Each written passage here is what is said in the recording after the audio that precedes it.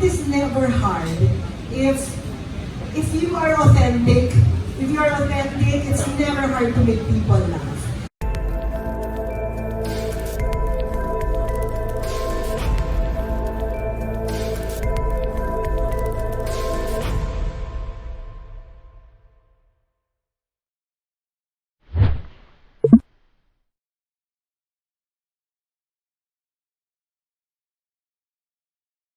Sa akin, unforgettable yung nagkaroon kami ng favorite.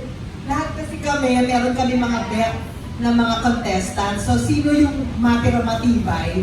Tapos, pinanghawakan talaga namin yung, nagkaroon kami ng bonding relationship dun sa mga contestants. Sa TV lang naman namin nakikita. Masyado kaming na-affect. And up to the pinakahuling-huling round, kahit kami, nagkaroon na kami ng parang, hindi, yung sa akin yung mananalo. So we were really committed dun sa gustong mangyari ng program. So, kumbaga parang, kung ano yung reaction namin habang nanonood ng Takeshi's Castle, kami yung magre-represent sa reaction ng mga nanonood sa amin. Alam mo yung daming layers, but all in all, it's just because it's very entertaining. Ang alam niyo naman, pag from Japan, diba? Japan, isang box galing Japan. Talagang yung sagot sa kahirapan at kalungkutan. So, ito na yun. Oo, talaga, super saya.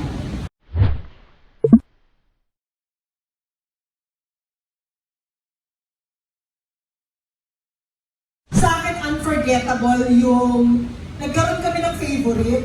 Lahat kasi kami, meron kami mga bet ng mga contestants. So, sino yung matira matibay? Tapos, pinanghawakan talaga namin yung, nagkaroon kami ng bonding relationship dun sa mga contestants. Sa TV lang naman namin nakikita. Masyado kaming na-affect. And up to the pinakahuling-huling round, kahit kami, nagkaroon na kami ng parang, hindi, yung sa akin yung mananalo. So we were really committed dun sa gustong mangyari ng program. So, kumbaga parang, kung ano yung reaction namin habang nanonood ng Takeshi's Castle, kami yung magre-represent sa reaction ng mga nanonood sa amin. Alam mo yung daming layers, but all in all, it's just because it's very entertaining. Ang alam niyo naman, pag from Japan, diba? Japan, isang box galing Japan. Talagang yung sagot sa kahirapan at kalungkutan. So, ito na yun. Oo, talaga, super saya.